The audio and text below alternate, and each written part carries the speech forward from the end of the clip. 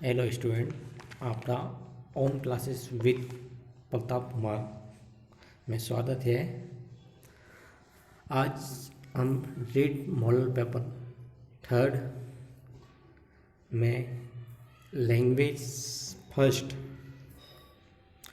हिंदी के 30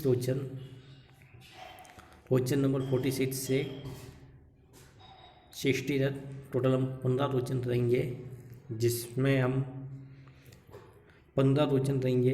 इससे पहले हमने 15 क्वेश्चन किए जिसमें read model paper third Hindi में पार्ट 1 में किया था। ये पार्ट सेकंड है।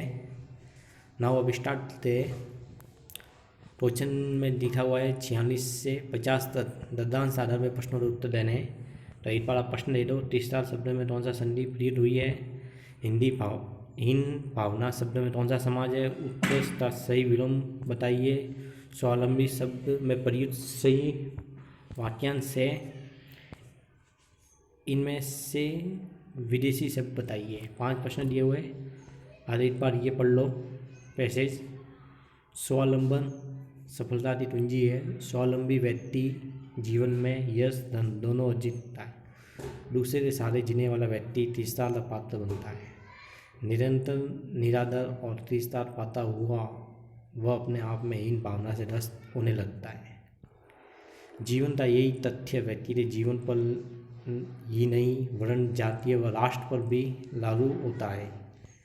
यही कारण है कि स्वाधीनता संघर्ष के दौरान गांधी जी ने देशवासियों में जातीय गौरव भाव जगाने हेतु स्वावलंबन का संदेश दिया।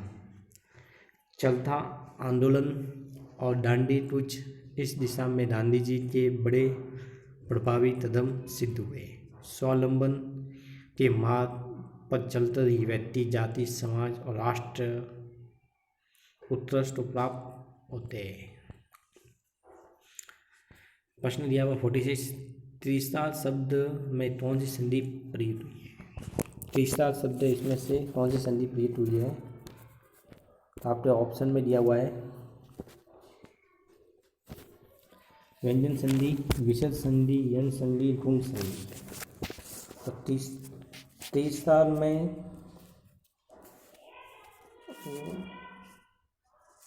इसमें इसका संधि विच्छेद होता टी स प्लस ताल। तो ये आपकी कौन सी संधि हो जाएगी? विसर्ग संधि। सही है, परंतु ये जो वर्ड दिया हुआ है इसको ध्यान से देखना, इससे आपका आंसर हो जाएगा विसर्ग संधि। परंतु इसका जब आप जॉइंट रो दे यानी समाज विग्रह था, इसको जॉइंट करने पे आपको क्या बनेगा?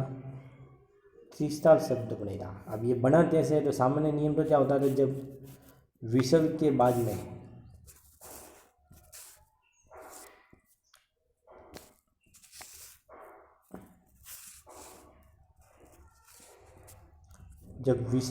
में क्या आ जाए? च आ जाए तो शब्द में कोई चेंज नहीं होता है। यानी बनना चाहिए क्या चीज़ आपका?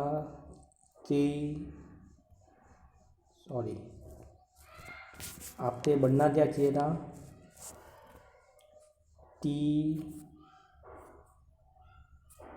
स क्या बनना चाहिए आपका? सही आपको दिखनी होगी। मैं आपको सही अच्छी सी इसमें से ले लेते हैं। इसमें से आप रेड सही ले लेते, चूज लेते, जिससे आपको दिखे टी स ये शब्द ये बना कैसे है? इसका पहले तो बात संधि विच्छेद रहेंगे। हम बनेगा क्या? टी स और फिर विसर्ग और ताल। अब नियम तो ये कहता है जो विसर्ग है इसके बाद में तो आ जाए तो ऐसा उसमें कोई चेंज नहीं हो रहा है। यानी बनना था चाहिए था आपका टी स तीसरा बनना चाहिए था। सही है, परंतु यहाँ सब कौन सा बना आपका? टी र स। ये इसलिए बना है तो ये जो नियम के हिसाब से चलोगे तो ये बनेगा, परंतु ये अपवाद है। अपवाद के कारण ये जो आपके ये शब्द है, ये बन जाता आपका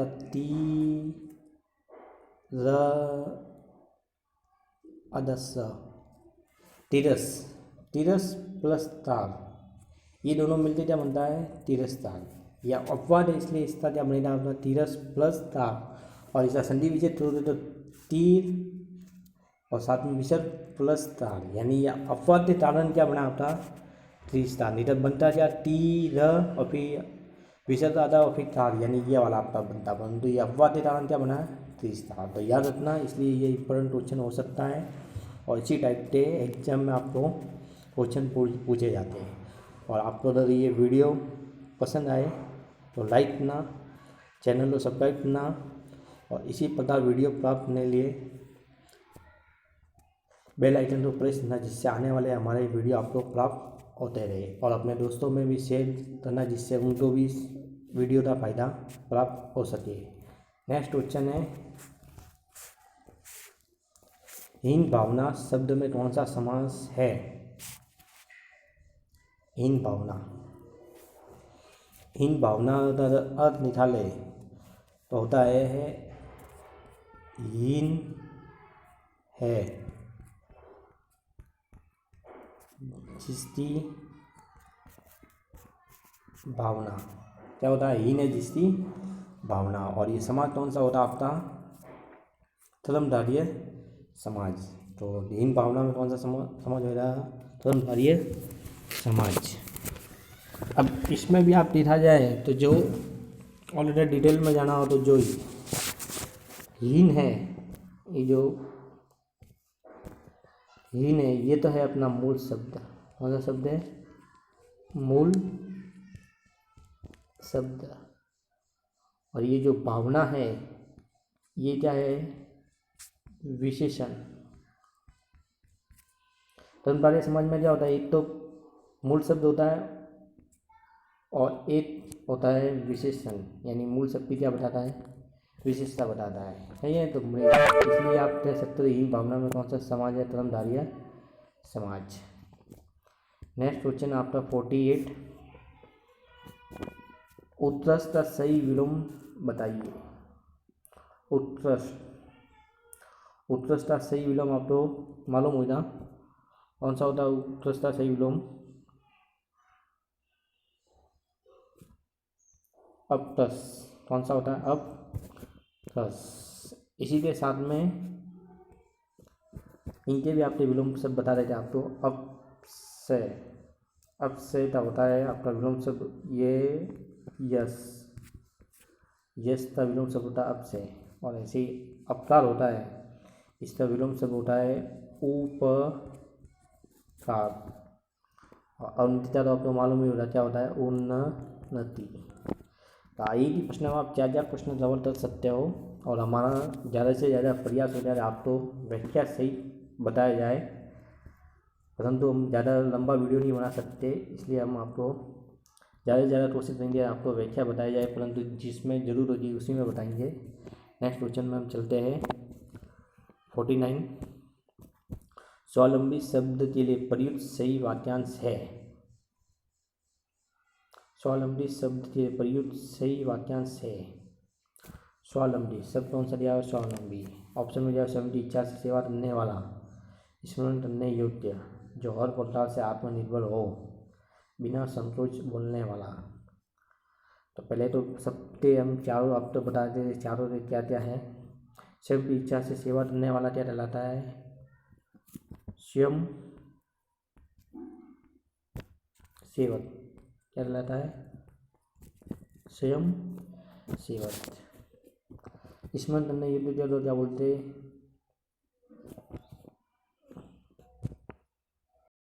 जो योग्य है उसको बोला जाता है आपको स्मरणीय, क्या कहलाता है स्मरणीय।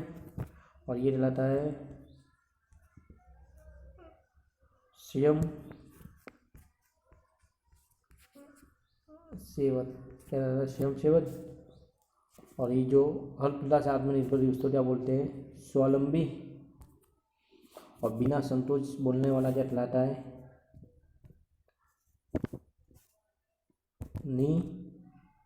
संकोच, क्या रहेगा नी संकोच, बिना संकोच बोलने वाला क्या रहेगा निसंकोच या निसंकोची भी आप कह सकते हो। ऑप्शन में देख लेना, निसंकोच भी बोला जा सकता है और निसंकोची भी। इसका आपका ऑप्शन हो जाएगा थर्ड। नेक्स्ट क्वेश्चन है, जूम आउट ले दोस्तों जिससे आपको स्पष्ट दिखे। इनमें से विदेशी शब्द बताइए। विदेशी शब्द यानी विदेशी शब्द का मतलब टोटल आपने पढ़ा होता शब्द 4 प्रकार होते हैं, तत्सम, तद्भव, देशज और विदेशी।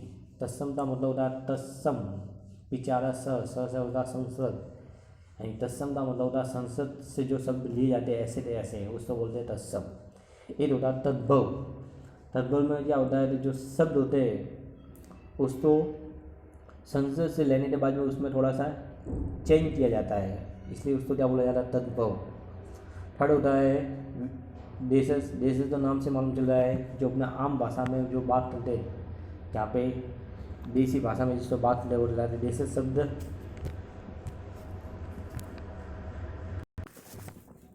और लास्ट में होते हैं विदेशी, जो विदेशों से प्राप्त होते हैं, जैसे फ्रांसी, पुर्तगाली और ये मुगल वाली जो भाषा थी मुगलों से, ये इन जो विदेश से प्राप्त होते हैं उसको क्या बोलते हैं विदेशी शब्द।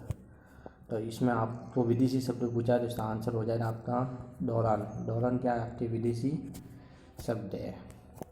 नेक्स्ट क्वेश्चन में दिया हुआ 51 से 55। निम्नलिखित दद्यांश के आधार पर प्रश्नों के उत्तर दीजिए।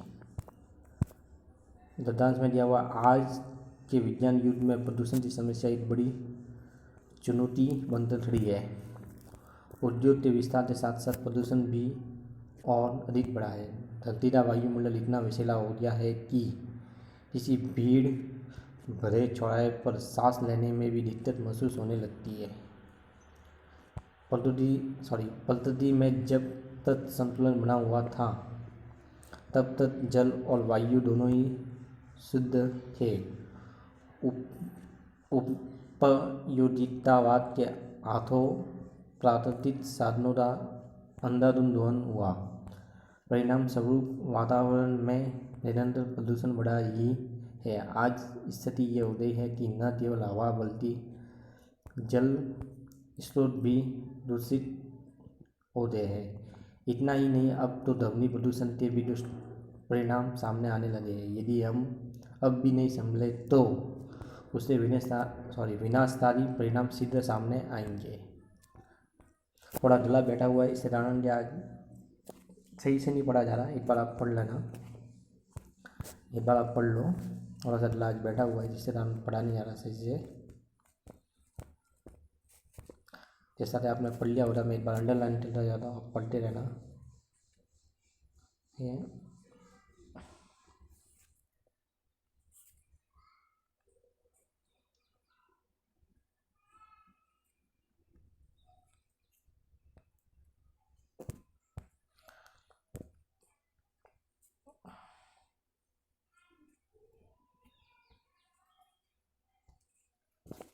जैसा कि आपने पढ़ लिया होगा पैसेज। अब क्वेश्चन में आते हैं हम। इनमें से कौन सा शब्द पुल्लिंग शब्दों से असंगत है। असंगत यानी पुल्लिंग शब्द से असंगत कौन सा है। तो पुल्लिंग और स्त्रीलिंग पहचानने का सबसे आसान तरीका है कि जो शब्द दिया हुआ उसके पीछे क्या लगा दो, होता है या फिर लगा दो होती है। इन दोनों से मालूम चल जाता है। जैसे विनाश की बात करें तो विनाश क्या है, विनाश होता है, स्थिति होती है, परिणाम होता है और वातावरण होता है। तो ये जो होता है ये तो कहलाता अपना पुल्लिंग शब्द। कौन सा कहलाता है, पुल्लिंग। और होती है ये कहलाता आपके स्त्रीलिंग। तो यहाँ पे पूछा था इनमें से कौन सा शब्द पुल्लिंग शब्दों से असंगत है, यानी पुल्लिंग शब्द नहीं है। तो यहाँ नहीं है मैं इसका मतलब स्त्रीलिंग पूछा। स्त्रीलिंग में कौन है, स्थिति। स्थिति क्या है, होती है। ये देखिए बेस्ट तरीका है आपको कि पुल्लिंग है या स्त्रीलिंग, पीछे होता है या होती है, इसके आधार पर आप पहचान कर सकते हो। तो इसका आंसर हो जाएगा स्थिति। नेक्स्ट क्वेश्चन आपका 52, इनमें से वह शब्द बताइए जिसका वचन अथवा लिंग किसी भी परिस्थिति में नहीं बदलता। वचन और लिंग किसी भी परिस्थिति में बदलता नहीं है। तो सामान्य जो ये द्रव्य होते हैं उनका वचन और लिंग बदलता नहीं है, इसलिए इसका आंसर आपका सामान्य आपको याद रखना जल। क्या आंसर हो जाएगा? जल, पानी, दूध, इनका लिंग और वचन बदलता नहीं है। नेक्स्ट में 53 में उपयोगितावाद शब्द का सही अर्थ बताइए। सही अर्थ बताना ऑप्शन में दिया हुआ है वह सिद्धांत जिसमें किसी वस्तु की उपयोगिता बताई जाए, मौलिक उत्पत्ति का सिद्धांत, अधिक से अधिक लोधो का अधिक से अधिक हित साधना, रम उपयोग में लाने का भाव। आपको उपयुक्तवाद शब्द का अर्थ होता है अधिक से अधिक लोधो का अधिक से अधिक हित साधना का धर्म ही क्या कहलाता है आपका? उपयोगितावाद। नेक्स्ट क्वेश्चन है आपका, यदि हम अब भी नहीं संभले तो विनाशकारी परिणाम शीघ्र सामने आएंगे। वाक्य में कौन सा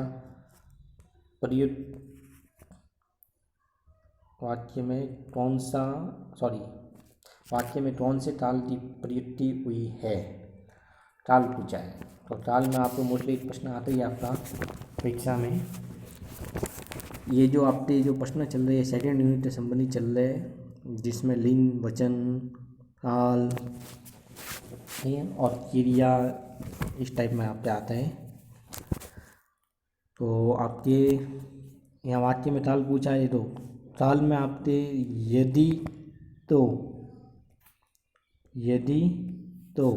यदि तो सेंटेंस आ जाए वाक्य में और फिर काल पूछे तो आपका क्या बात कौन सा काल होगा? संभाव्य भविष्य काल। यदि तो यानी भविष्य की बात रहा और वो भी कौन सा? संभाव्य। ठीक है, तो यदि तो वाले वाक्य में काल पूछे तो आपका कौन सा होता है? संभाव्य भविष्य काल।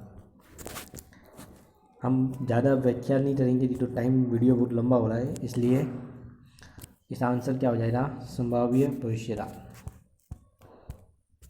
सभी चौराहों पर बहुत भीड़ रहती है। वाक्य में रेखांकित शब्द का अर्थ बताइए। सभी चौराहों पर भीड़ रहती है। ऑप्शन में दिया 4 मंजिलों का भवन, वह स्थान जहाँ 4 रास्ते मिलते हो, चारों तरफ देखने वाला, एकाधिक स्थान जहाँ 4 रास्ते मिलते हो। तो बेस्ट ऑप्शन हो जाएगा आपका एकाधिक स्थान जहाँ पे 4 रास्ते मिलते हो, उसको क्या बोलते हैं? चौराहा। एकाधिक स्थान यानी एक से अधिक भी स्थान हो सकता है, और यहाँ पे बोला है केवल 4 रास्ते जहाँ मिलते हुए एक ही स्थान हो जाए, और यहाँ एक से अधिक स्थान हो सकता है, इसलिए चौराहा सभी चौराहा। आंसर आ जाएगा आपका ये। नेक्स्ट क्वेश्चन आपका 56, मैं केवल इसलिए यहाँ आया था। इनवर्टेड कॉमा क्लोज किया, वाक्य में कौन सी अशुद्धि है? अशुद्धि बतानी है वाक्य में। तो वाक्य में देखा जाए तो कौन सी अशुद्धि है? मैं केवल इसलिए यहाँ आया था। अब मैं और केवल, अब मैं का मतलब क्या हुआ? एक ही व्यक्ति हुआ, तो फिर केवल शब्द कहाँ से उपयोग में होगा? इसलिए इसका वाक्य क्या बनना चाहिए? सही वाला, मैं इसलिए यहाँ आया था। और ये जो केवल शब्द ये किससे संबंधित है? अवयव संबंधित, इसलिए यहाँ पे कौन सी अशुद्धि चलाएगी? अवयव संबंधित। ये जो मैं है वो एक वचन है, इसलिए केवल शब्द फिर आने वाला नहीं है। नेक्स्ट क्वेश्चन है 57, योजक चिन्ह। योजक चिन्ह कौन सा है? तो ऑप्शन में दिया हुआ फर्स्ट, सेकंड, थर्ड, फोर्थ। तो योजक चिन्ह आपको मालूम ही होगा कौन सा होगा? फर्स्ट वाला। क्वेश्चन है 58, जिस पर अभियोग लगाया गया हो वाक्यांश के लिए उपयुक्त शब्द इनमें से कौन सा है? शब्द बताना अभियोग लगाया गया हो। तो पहली बात तो बात है ऑप्शन में दिया अभियुक्त, अपराधी, वादी, अभियोगी। तो अभियुक्त तो लगाने वाला तो कहलाता अभियोगी, तो ये तो अभियोगी तो हो ही नहीं सकता, ये तो लगाने वाला है। और जिस पे लगाया गया उसको क्या बोला जाता है? अभियुक्त। तो इसका आंसर क्या हो जाएगा? अभियुक्त। 2 ऑप्शन तो हो गए, अब बचा कौन सा? अपराधी और वादी। तो अपराधी में जब आरोप सिद्ध हो जाता है तो उस व्यक्ति को क्या बोला जाता है? अपराधी। और वादी का मतलब होता है कि आप न्यायालय में तर्क या पक्ष उपस्थित होते हो, यानी अपना तर्क या पक्ष न्यायालय में रखते हो, उसको क्या बोला जाता है? वादी। सही है, यानी जो तर्क और पक्ष वहाँ पे उपस्थित रखता है उसको बोला जाता है वादी। ऐसे वादी तो बहुत सारे अर्थ होते हैं, परंतु यहाँ पे हम हिंदी के हिसाब से देखा जाए, सटीक इस प्रश्न के हिसाब से भी देखा जाए तो वादी का अर्थ ये लेंगे, न्यायालय में तर्क या पक्ष उपस्थित करने वाला या व्यक्ति कह सकते हो। तो इसका आंसर आपका सही हो जाएगा अभियुक्त। नेक्स्ट क्वेश्चन है, किस विकल्प के सभी शब्द वतनी की दृष्टि से शुद्ध है? चार ऑप्शन दिया हुआ, इसमें से बेस्ट बताना कौन सा शुद्ध है। तो आप पढ़ लो चार ऑप्शन। तो ऑप्शन के हिसाब से आपका बेस्ट शुद्ध होने चाहिए, तो एक तो ऑप्शन के हिसाब से हो जाएगा दृष्टा और दृष्ट, ये आपके क्या है? शुद्ध शब्द है। बाकी सब क्या है? गलत है। यानी आपका 59 का आंसर हो जाएगा। 59 का आंसर आपका हो जाएगा दृष्टा और दृष्ट। नेक्स्ट क्वेश्चन और लास्ट क्वेश्चन इस वीडियो का, हथौड़ी किसे कहते हैं? अभी सिलेबस में आपने राजस्थानी शब्दावली के कुछ शब्द जोड़े हैं, उसमें से एक प्रश्न आपका श्योर निश्चित रूप से आएगा, उसी से संबंधित ये प्रश्न है, इसलिए आपको बता देते हैं हमने जो मॉडल पेपर जो चला रहे हैं वो लेटेस्ट सिलेबस के अनुसार है, न कि ओल्ड सिलेबस के अनुसार है। इसलिए आप हमारे वीडियो को अधिक से अधिक मात्रा में देखें, जिससे आपको सही एवं सटीक सिलेबस के हिसाब से मॉडल पेपर प्राप्त होंगे। फर्स्ट दिया हुआ है मिर्च मसाले रखने का पात्र। फर्स्ट सेकंड दिया हुआ है पशुओं को बांधने का लकड़ी या पत्थर का स्तंभ। थर्ड दिया हुआ ऊँट का बच्चा। और फोर्थ दिया हुआ पत्थर की बनी हाथ की छोटी छत्ती। तो ऑप्शन के हिसाब से तो आपका हो जाएगा, क्या बोलते हैं, हथौड़ी जो होती है वो बोला जाता है मिर्च मसाले रखने का पात्र राजस्थानी भाषा में। अब इनकी इसकी लास्ट व्याख्या करते, बाकी जो बचे उसको भी बता देते आपसे, जिससे फायदा हो आपको। पशु तो बांधने का लकड़ी या पत्थर का स्तंभ क्या बोला जाता है? इसको आपने सुना होगा ठूटा, राजस्थानी में क्या बोलते हैं? ठूटा, या इसको ऐसे भी बोल सकते हैं, ठान भी बोल सकते हैं, और इसको क्या बोल सकते हैं? ठूटा भी बोल सकते हैं। तो ये तो हो जाएगा ऑप्शन ये। अब बात ये ऊँट का बच्चा, जो ऊँट का बच्चा होता है उसको क्या बोला जाता है? उसको बोला जाता है टो ठ डो, क्या बोला जाता है? टो ठ डो, ये ठ है, आधा ठ और भी ठ है, यानी टो ठ डो। ऊँट का जो बच्चा होता है उसको क्या बोला जाता है? टो ठ डो। और लास्ट है पत्थर की बनी हाथ की छोटी चक्की। चक्की जो होती है, पत्थर की बनी हाथ की जो छोटी चक्की होती है, उसको क्या बोला जाता है? रट्टी बोलते हैं। क्या बोलते हैं? रट्टी, रट्टी कह सकते हैं आप। तो आपका आंसर हो जाएगा पत्थर की बनी हाथ की छोटी चक्की पूछा, जिसको रट्टी बोलते हैं। तो आपका आंसर चार ऑप्शन बता दिए, उसमें से आपका बेस्ट ऑप्शन है हथौड़ी, और इसी व्याख्या भी हमने कर दी। इस प्रकार हमने टोटल इस वीडियो में 15 क्वेश्चन किए हैं, जो 45 से लेकर 60 तक थे। तो आपको ये वीडियो पसंद आए तो लाइक करना और चैनल को सब्सक्राइब करना, और आने वाले वीडियो प्राप्त करने के लिए बेल आइकन को प्रेस करना, जिससे आने वाले वीडियो आपको प्राप्त होते रहे। जय हिंद, जय भारत।